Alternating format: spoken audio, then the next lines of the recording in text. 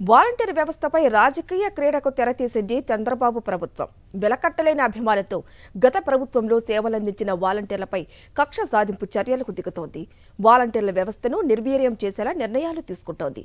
సచివాలయ ఉద్యోగులతో పెన్షన్లు పంపిణీ చేయించాలని కేబినెట్ నిర్ణయం వెనుక వాలంటీర్లపై కక్ష సాధింపు ఉన్నట్లు స్పష్టంగా కనిపిస్తోంది.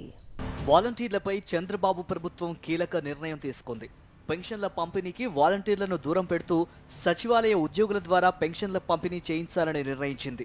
దీంతో 1వ తేదీన సచివాలయ ఉద్యోగుల చేత పెన్షన్ డోర్ డెలివరీ చేయనుంది. వాలంటీర్లకు 10,000 రూపాయలు జీతం ఇస్తానని, సేవలు కొనసాగిస్తామని ఎన్నికల సమయంలో చంద్రబాబు ఇచ్చిన హామీ అమలుకు సంబంధించి ఎలాంటి చర్చ జరగలేదు.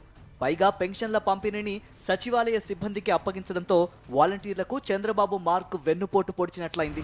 వాలంటీర్లపై కేబినెట్లో ఎలాంటి నిర్ణయం తీసుకోలేదని మంత్రి పార్థసారథి తెలిపారు.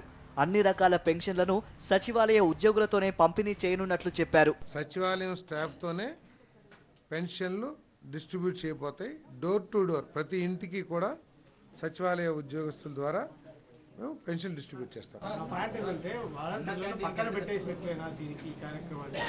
వాళ్ళు ఏ విధంగా ఉపయోగించుకోవాలో అవన్నీ కూడా ప్రభుత్వం ఆలోచన చేస్తుంది. బట్ ఈ పెన్షన్ డిస్ట్రిబ్యూషన్ మాత్రం సచివాలయ స్టాఫ్ పూర్తిగా బాధ్యత తీసుకుంటారు. వాలంటీర్లకు టీడీపీ వెన్నుపోటుపై వైఎస్ఆర్సీపీ ఆగ్రహం వ్యక్తం చేసింది. వాలంటీర్లకు చంద్రబాబు మార్క్ వెన్నుపోటు అంటూ వైఎస్ఆర్సీపీ ట్వీట్ చేసింది. వాలంటీర్ వ్యవస్థను కొనసాగిస్తూ 10,000 రూపాయలు జీతం ఇస్తానని ఎన్నికల సమయంలో చంద్రబాబు హామీ ఇచ్చిన విషయాన్ని గుర్తు చేసింది వైఎస్ఆర్సీపీ. ఇప్పుడు వాలంటీర్ వ్యవస్థకి మంగళం పాడే దిశగా టీడీపీ నిర్ణయాలు తీసుకున్నట్టు వైఎస్ఆర్సీపీ వెల్లడించింది. వైఎస్ జగన్మోహన్ రెడ్డి 5 ఏళ్ల సంక్షేమ పాలనలో వాలంటీర్ వ్యవస్థ అద్భుతంగా పనిచేసింది. ప్రభుత్వం అమలు చేసిన సంక్షేమ పథకాలను అర్హతే ప్రామాణికంగా లబ్ధిదారులైన ప్రతి ఒక్కరికి అందేలా ఇంటింటికి వెళ్లి అందించడంలో వాలంటీర్లు కీలక పాత్ర పోషించారు. అయితే అధికారంలోకి వచ్చిన చంద్రబాబు ప్రభుత్వం ప్రజాసేవ కంటే కక్ష సాధింపునకే ప్రాధాన్యం ఇస్తున్నట్లు స్పష్టమవుతోంది.